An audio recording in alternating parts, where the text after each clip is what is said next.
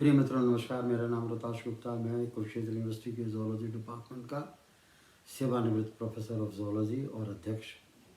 मैं आपका आज के इस कविता पाठ में आपका अभिनंदन करता हूं। कविता पाठ का विषय वस्तु है क्या न्यूयॉर्क और क्या टोक्यो। इससे जो बात निकल के आएगी वो मैं प्रोफेसर होने के नाते 1 मिनट आपको बताऊंगा कि 20वीं सदी में, अब 21वीं सदी है, 20वीं सदी में, 19वीं सदी में और 18वीं सदी में 300 साल हो गए। 300 सालों से जो कभी हमें हमारे वहाँ स्कूलों में नहीं बताया गया कि यूरोप में अगर 22 देश हैं तो 22 के 22 देश के लोग बड़े बड़े पानी के जलियानों में भर भर के और मुसीबतों का सामना करते हुए अपनी ज़िंदगी को मौत की धार पर रखते हुए उनकी एक ही लट थी कि मैंने तो अमेरिका जाना है। अब आप इमेजिन करिए कि हमें तो ये सोचते थे कि यूरोप ही सबसे एडवांस्ड कंट्रीज़ का समूह है, लेकिन आपको हैरानी होगी कि उनको जो यूरोप में जन्मे थे पुष्ट दर पुष्ट उनके मन में लौ जल रही थी मैंने तो अमेरिका जाना है, अपने भाग्य जगाना।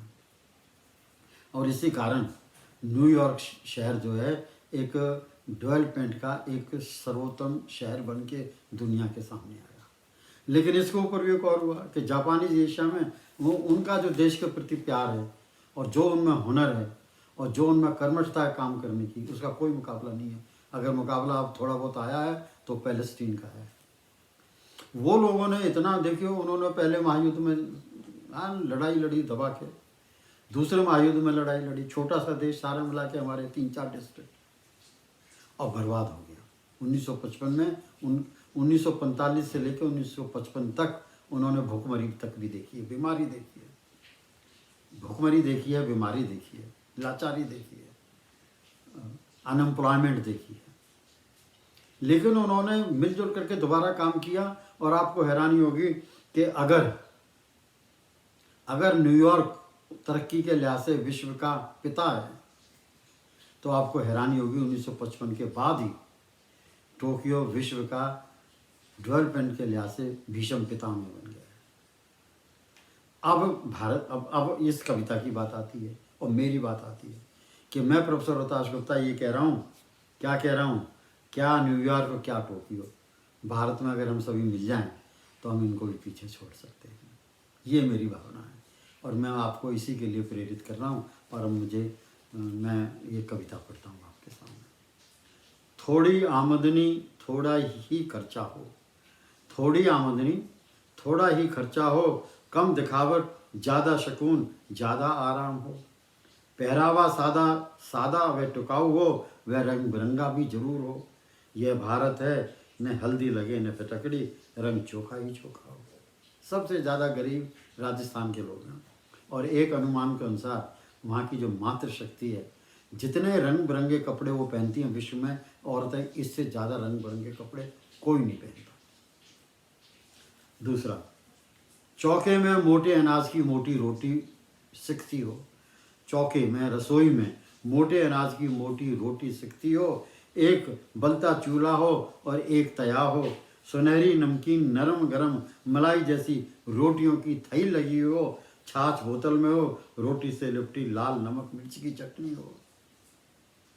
तीसरा, लंबी चौड़ी खरहरी खाट हो, लंबी चौड़ी खरहरी खाट हो, न तकिया न दरी न खेस हो। सिर्फ खाट पर ही लोग सो जाते थे, वो भी जमाना है।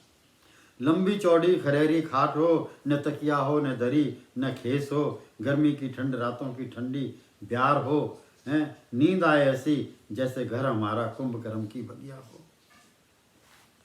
एक 5-6 कमरों की निवास स्थान हो, एक 5-6 कमरों का गांव में छोटा सा बेरी तले और कुएं के नज़दीक 4-5 कमरों का मकान हो, एक पानी की कुइया हो और हैंड पंप हो, कमरों में 4 जंगलों से चौं ओर से ब्यार निर्विरोध आती हो, हम कमरे में एक बिजली का पंखा, एक बल्ब, 2 खाट, 2 कुर्सियां व एक मेज हो। आगे कह रहा, जीवन सफल सहज सुगम सुखी हो, ज़्यादा समृद्धि चाहे ना हो। आंगन में एक बेरी हो, शीशम हो, आम हो, अमरूद का पेड़ हो और एक बकरी बंधी हो, एक गाय हो, एक भैंस हो और एक बकरी बंधी हो, 12 मास दूध दही लौने ही देसी घी की बहुतायत हो। तो कहता है चौके चूल्हे नहाने धोने के पानी से सब्जी फूलती फलती हो। चौके चौके चूल्हे व नहाने धोने के पानी से आंगन में ही, घर के अंदर ही रसोई की सब्जी फलती फूलती हो। कुछ भिंडी, कुछ बैंगन, कुछ टमाटर, आलू, हरी मिर्च, धनिया और पुदीना हो। टिंडे, तोरी, घिया, कद्दू, पेठा, मूली, गाजर, फूल गोभी और बंद गोभी हो। यह ग्रामीण भारत की व्यवस्था है। क्या न्यूयॉर्क, क्या टोक्यो, सबको विफल करती हो। धन्यवाद।